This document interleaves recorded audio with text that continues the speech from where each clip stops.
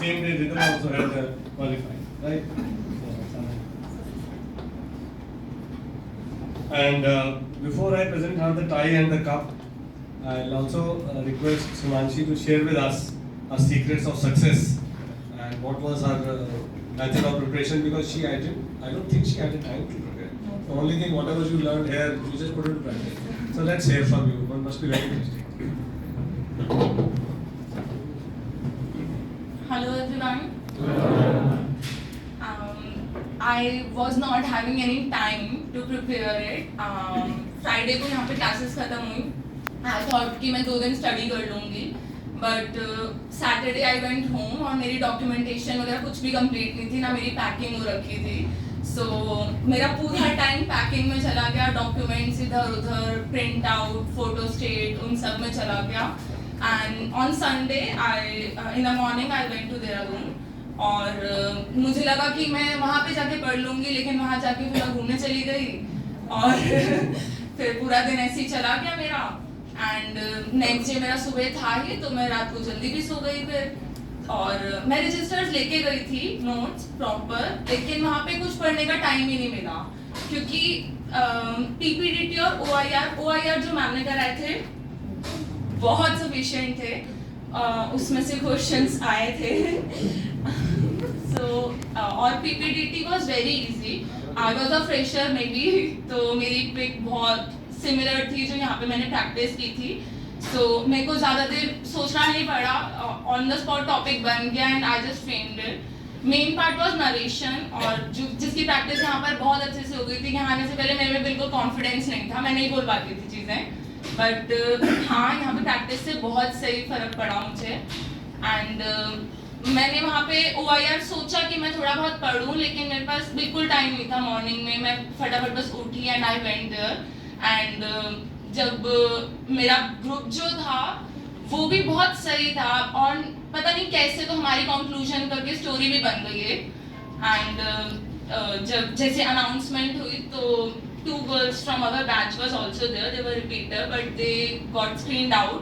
So वो लोग यहाँ पे बहुत अच्छे थे, और उनको वहाँ पे स्क्रीन आउट देख के मुझे मेरे रिजल्ट की टेंशन हो गई कि वो लोग स्क्रीन आउट हो गए तो फिर मेरा क्या होगा. But I think I was chest number 33 at that time. And जैसे ही वो अनाउंस हुआ, आई जस्ट राइट देयर कि wow, I got screened in.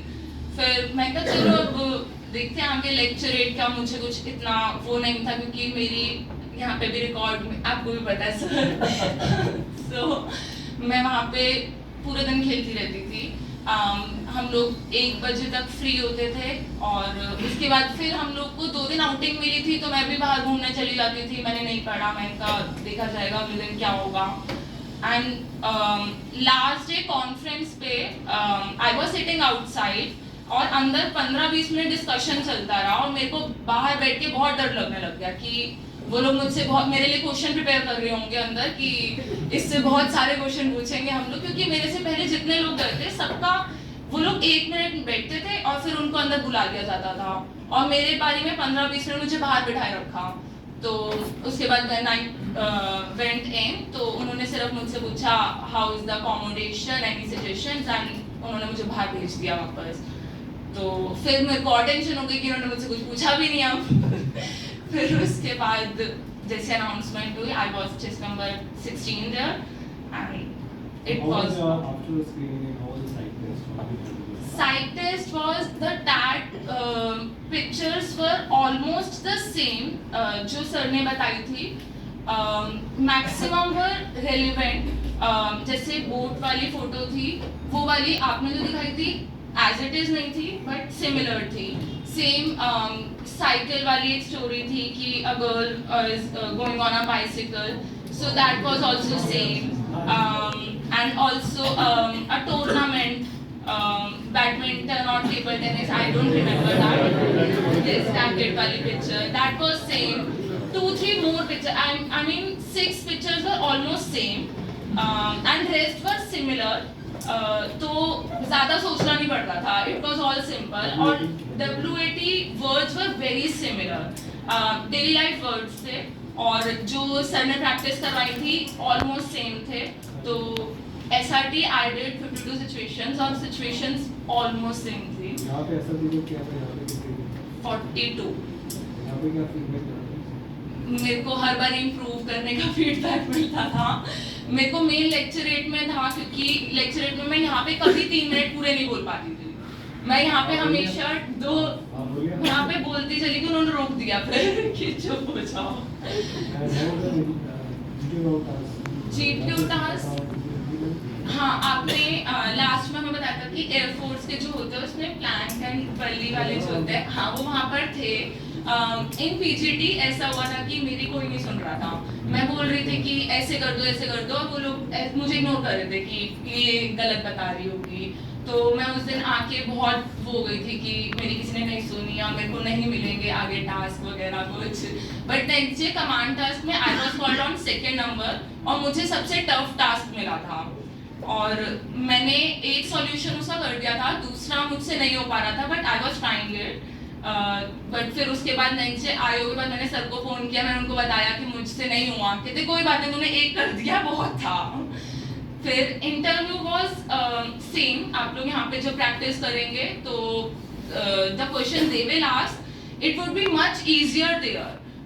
The whole interview was depended on CIQ and just general information कि आप लोग इस field में क्यों आना चाह रहे हो, और मतलब और basically some news, national or international news. It was just a general interview to know you. और वो मेरा अराउंड 45 मिनट्स चला था. तो और बाकियों का 1-1.5 घंटा चला, तो मुझे लगा मेरे को वो लेना ही नहीं चाह रहे. वो मुझ में इंटरेस्टेड नहीं है, उन्होंने मुझे जल्दी भेज दिया. But it was all worth it, कि क्योंकि मैं यहाँ पे जितना पढ़ के गई थी, मेरे को उसके अलावा कुछ नहीं पढ़ने का चांस मिला.